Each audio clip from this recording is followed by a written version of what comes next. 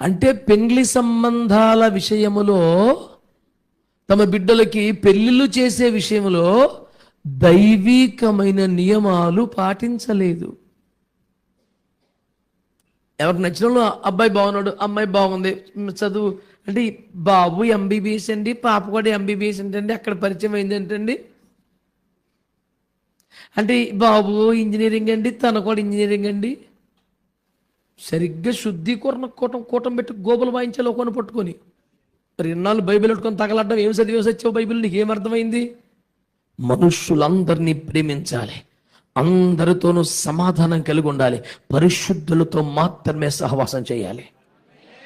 ఆ మాత్రం అర్థమై సాకపోతే ఎలా తగిలిపోయి బైబిల్ నీకు ఎందుకు పొలోమని బైబిల్ వేసుకొని తిరిగేస్తావు? ఏమర్థమేసి వచ్చింది? ట్యాబ్లెట్ జోబులు వేసుకొని తలకరుపు తగ్గదు, కడుపులోకి వెళ్ళాలా, రక్తంలో కలిసిపోవాలి, వాక్యం అలా తగలడాలి. నీకు ఫ్యామిలీ దగ్గర చూపించు లైఫ్ కరెక్ట్గా, ఫైనాన్స్ దగ్గర చూపించు కరెక్ట్గా, టైర్ అయినప్పుడు చూపించు కరెక్ట్గా. అద్దం ముందు తగలబడిపోతున్నావు గంటల బైబిల్ దగ్గర తగలడు. దేవుని వాక్యం హృదయానికి అర్థం లాంటిది, ఇది చూసుకుని సావాలి కదా. ఈ ముఖం ఎంత చూస్తాం, అందులో ఏ గదిలోకి వెళ్ళినా ఉంటుంది అడ్డం, పెద్ద లెక్కమేముంది? అర్థం అంటే ఈ వాక్యం చూసుకో హృదయము, కాదేది శాశ్వతము, దిద్దుకో జీవితము. కనబడాల్సింది అది. కొందరు అనుకొనుచున్నట్టుగా తన రాకను గూర్చిన ఆలస్యము చేయవాడు కాదు, గానే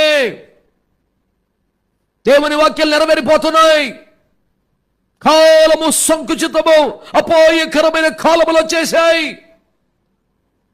ఇప్పుడు వీటి యందు నాకు సంతోషం లేదని చెప్పు సంవత్సరములు దరిదాపుల్లోనే కనబడుతున్నాయి.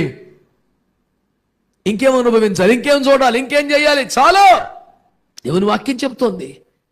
ఎద్దు ప్రయాసపడి బరువులు మోసే ఖాళీ లాగే జంతువు, గాడిద కూడా భారవాహకమే.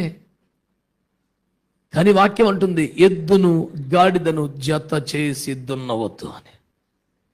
ఇది యజమానికి లాభం తెచ్చేది, ఇది పనిచేసి పెట్టేదే. ఇది బరువులు అవుతుంది, ఇది బరువులు అవుతుంది.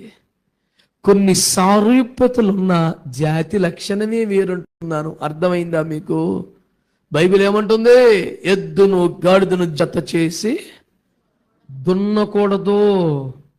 ఎద్దు స్థాయి వేరు, ఎద్దు బలం వేరు, ఎద్దు గుణ లక్షణం వేరు, గాడిద స్వభావం వేరు, గాడిద స్థాయి వేరు.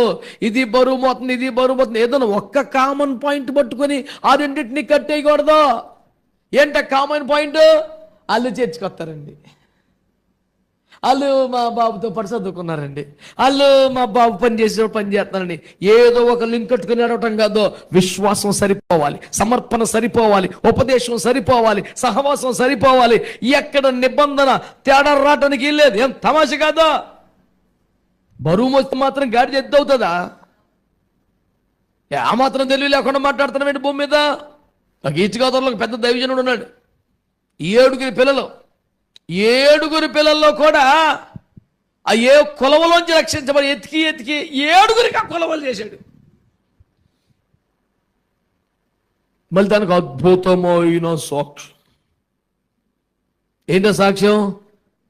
మరి 7 పిల్లలు కూడా మరి దేవుని కృపను బట్టి మా వాళ్ళల్లోనే సంబంధాలు దొరికాయి. హల్లెలూయా అంటే సంఘం గోబలు వాయించాలి పట్టుకుని ఒక్కొక్కనా. నేను ఇంకా కులం ఎక్కడ తగలెట్టేవారు? నువ్వు బాప్తిసం పొందినప్పుడు కులాన్ని పాతిపెట్టలేదా?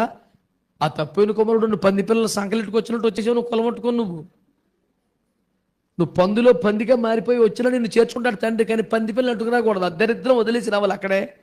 అలాగే సంకలెట్టుకు చేశాడు. Hi my father, can I come in? Get out. కులం వదలాలి కదా,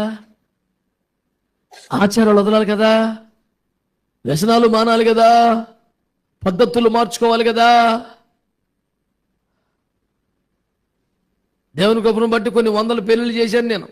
ఒక చోట పెళ్లి చేస్తుంటే ఒక ఆయన అన్నాడు, పాస్గారు అంతా బాగా చేశారు కానీ జీలకర్ర బెల్లం పెట్టలేదు మీరు అన్నాడు. నేనన్నాను, ఈ వంటగదిలో ఉన్నారా, ఇక్కడ ఏం పని అటికాను. మా ఇంట్లో కూడా జీలకర్ర ఉంది, మా ఇంట్లో కూడా బెల్లం ఉంది కదా, కిచెన్లో ఉంటుంది, స్టేజ్ మీద కదా, దానికి ఏం పని ఇక్కడ? ఇంకొకడు వచ్చి మీరు వచ్చి మా అమ్మాయిని ఆశీర్వించాలి, మా అమ్మాయిని ఆశీర్వించాలి, మా అమ్మాయి పెళ్ళి అన్నాడు. సరే ఆశీర్వించాలంటే బేసిన్ ఉంటే పసుపు బియ్యం పెట్టాడు, వేసేయమంటున్నాడు మీద. ఎందుకు వాళ్ళకి అవగాహన లేదు, లోక సంబంధం సార్ ఏం వద్దున్నాను, నేను ప్రార్థన చేస్తాను, ప్రార్థన చేయండి దగ్గర, కానీ మీరు కొంచెం ఆశీర్వదించాలంటాడు. అంటే ఏంటి అంతకే అంటే, అదిగో భక్తులలో ఉన్నారు అక్కడ. ఏంటంటే అయ్యే మీకు బాగా పరిచయం లాగుంటారా బాబు, అయ్యేసేమంటున్నాడు. నేను అన్నాను, అబ్బాయి ఈ పసుపు బియ్యం వలన ఆశీర్వదింపబడితే క్రైస్తవ సంఘ క్రమం ప్రకారం, బైబిల్ ప్రకారం ఓ బస్తా బియ్యం, కేజీ పసుపు నా డబ్బులు కొనుక్కొచ్చి పోసేస్తాను మీ పిల్లపేదన్నాను.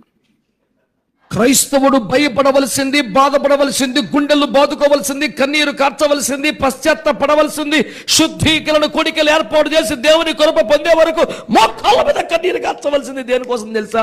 వేరుపాటు జీవితం కోసం. 150 మేకల్లో ఒక గొర్రె పిల్లని పంపితే తెల్లారిపాటికి కూడా మేకపిల్ల అయిద్దా? ఎట్టయిద్ది? అవన్నీ కలిసి కుమ్మి పొడి చంపేస్తే చచ్చిపోద్ది, కానీ గొర్రె పిల్లకైనా చస్తుంది. నమ్మకార్థులు ఉంటే నువ్వు ఎట్ట మారిపోతావా? మీ రూమ్మేట్స్ వాళ్ళు కాబట్టి అట్టు మారుతావా? కంపెనీలు అందరూ వాళ్ళే కాబట్టి మారుతావా? ఓ పాపిస్తే నామకర్త సంఘంలో తగలబడ్డా కాబట్టి నువ్వు వాళ్ళని నీ భక్తిని తగలెట్టుకుంటావా? ఏం మాట్లాడుతున్నావు? గొర్రె మేకే తేడా రావడానికి ఇల్లే దేశ రక్తం ఏం చేయం. నేను మీకు ఇందాక చెప్పే క్లియర్గా, ఇది కూడా భారవాహకమే, అది కూడా భారవాహకమే, కానీ దాని స్థాయే వేరు. ఎస్తేరు కాలంలో యూదులందరి మీద ఒక కంప్లైంట్ పెట్టారు. రాజుగారిని రెచ్చగొట్టారు, తప్పుదోవ పట్టించారు, అందరి మీదకి మరణ శాసనం వచ్చేలా తాకీదులు పంపించారు, చట్టం తయారు చేశారు. ఏంటది? వారి విధులు సకల జనుల విధులకు వేరుగా ఉన్నాయి. The very complaint was that. వాళ్ళ మీద ఉన్న ఆరోపణ వారి విధులు సకల జనుల విధులకు వేరుగా ఉన్నాయి. మన పెళ్లిళ్ళు వేరుగా ఉండొద్దా? మన గృహప్రవేశాలు వేరుగా ఉండొద్దా? మన వస్త్రధారణ వేరుగా ఉండొద్దా? మన జీవన శైలి వేరుగా ఉండొద్దా? కలిసిపోదాం ఆ బ్యాచ్లో. బైబిల్ పట్టుకున్నందుకు సోయి ఉండాలండి కొంచెమైనా. మన ఇంట్లో పెళ్లి జరిగితే లోకంలో జరిగిన దానికి భిన్నంగా ఉండాలిగా. నేనంటాను, గృహప్రవేశం చివరికి సమాధి దాకా ప్రతి చోట వేరు బాటు జీవితం కనపడాలి.